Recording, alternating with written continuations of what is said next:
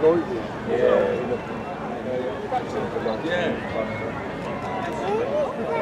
a little bit further and then go on the other side. Oh, look at that. You got a hunter and you got a jet. And a quick quote from Frederick Forsyth, the great author: "It's a fool of a nation that doesn't honour its veterans and revere its saviours. Through its long career, the Avro Vulcan was both. At the height of the Cold War, through the most dangerous years, 1956, here she is. She left the Air Force in 1993. It took until 2007 to get her flying again. And yet she went onto the display circuit in 2008. She's been with us ever since, which an awful lot of people thought would never happen.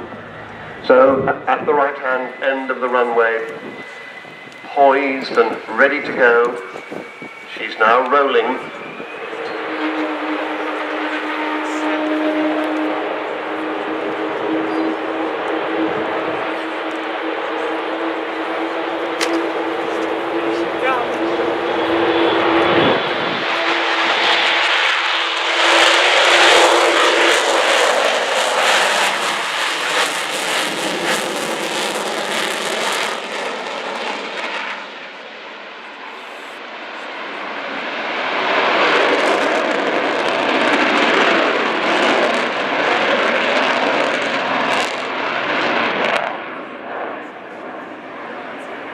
Well, did I say fighter-like performance?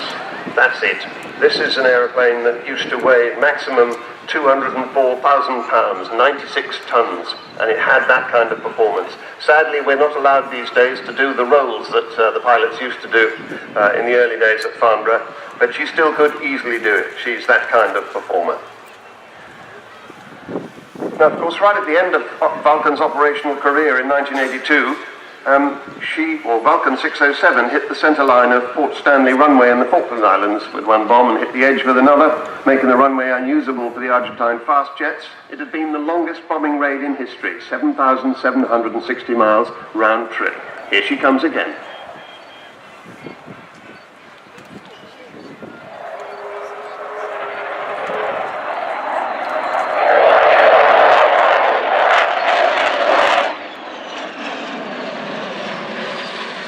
This afternoon, the famous Vulcan howl for your grandchildren. And if they're not here today, of course, you've heard the Vulcan howl twice in one show.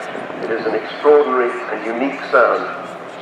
So, as I was saying, the bombing raid on the Falklands from Ascension Island, the distance was about the same distance as from here to Bali in one hop, and it took no less than 18 air-to-air refuelings. And that aeroplane, Vulcan 607, there's an excellent book called that, all about it, is now on static display at Waddington. And the man who flew that aeroplane is sitting in the right-hand seat of XH558 here today. That's Martin Withers, DFC, Distinguished Flying Cross. He's the man who captained that aeroplane that went using 18 air-to-air refuelings to the Falkland Islands and back again. He's now the chief pilot of the Vulcan to the Sky Trust. So she's away on the far side of the airfield, coming back towards us. Expect the power to come on fairly soon because she'll go round in a spiral climb. The sound is coming from 4 Rolls-Royce Bristol Olympus 202 turbojets, 16,400 pounds of static thrust each, about 65,000 pounds in total. No reheat though.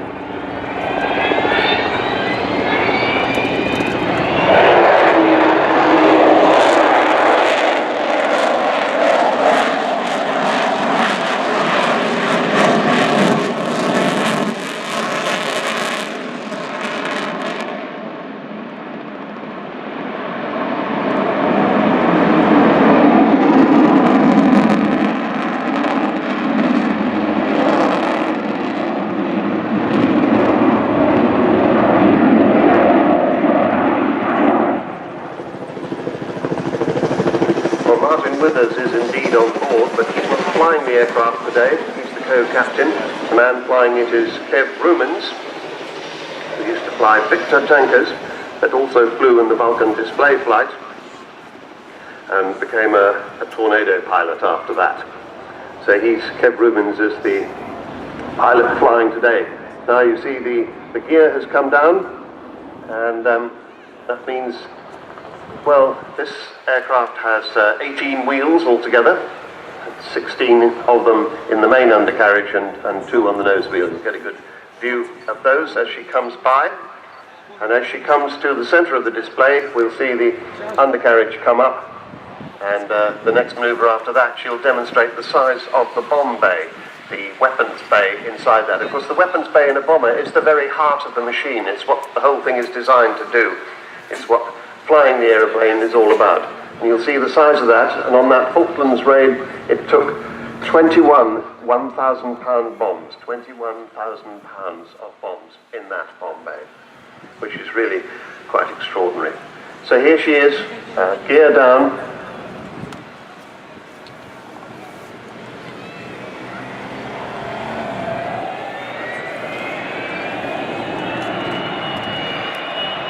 And see, she can be very quiet when she wants to be.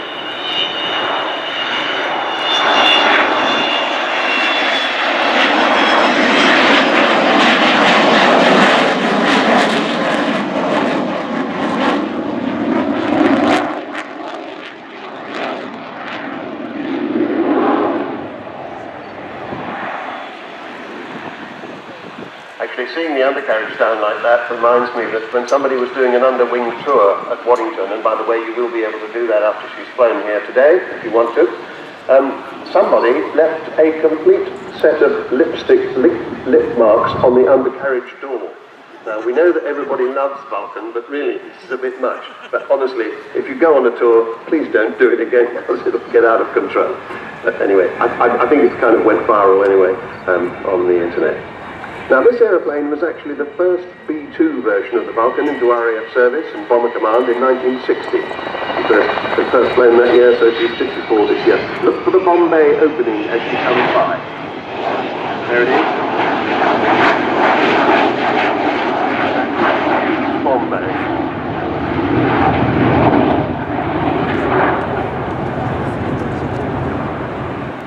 And in fact, in Vulcan's well-being today.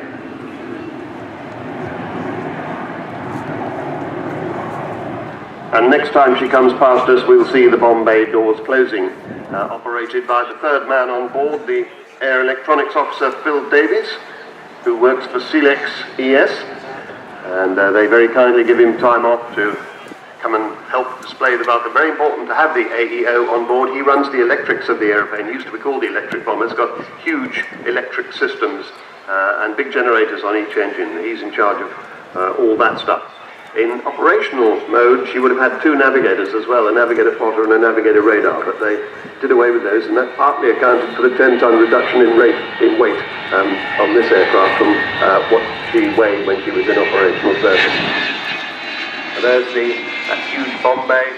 Imagine 21 1,000 bombs in there, closing up and making the underside smooth and clean again. So 1993, she left the RAF.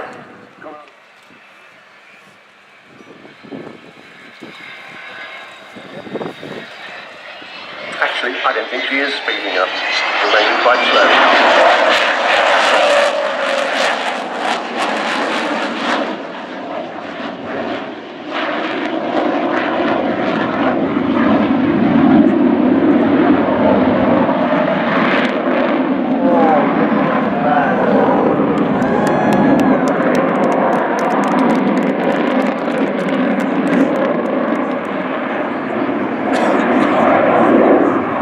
What an utterly fantastic picture that is. The sun glinting on the beautiful paintwork, as beautifully kept by Taft Stone, the crew chief and engineer, and his team of 6 engineers who daily work miracles on this 54-year-old aeroplane.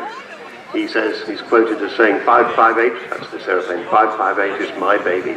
And he does a wonderful job. The whole team do quite extraordinary things. So, I think I see the wheels coming down as she goes downwind, so she will be landing. The landing is pretty spectacular too.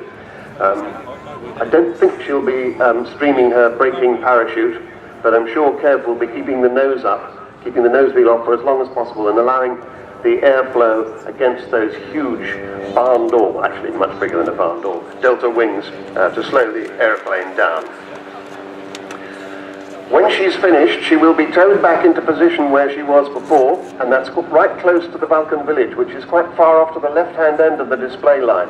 You'll be very welcome. Please do go there and make yourself known to the people in the Vulcan village. You can do an underwing tour with the aircraft later this afternoon. They really would like to see you, and you'll find out all there is to know about the Vulcan. You can join the Vulcan to the sky. But let's just watch her land.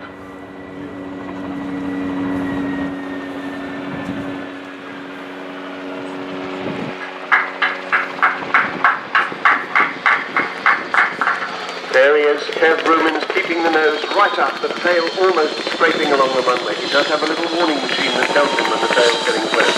16 wheels down, another 2 to go. The nose, you see those big air brakes on the top and bottom of the wing also helping to slow the aircraft down. And there, the nose is just dropping. Vulcan has landed all 18 wheels. Just one further thing, if I may. If you can't get down to go and see her, please get your mobile phone out now and text Bulk 145, VULC 145 to the number 70070.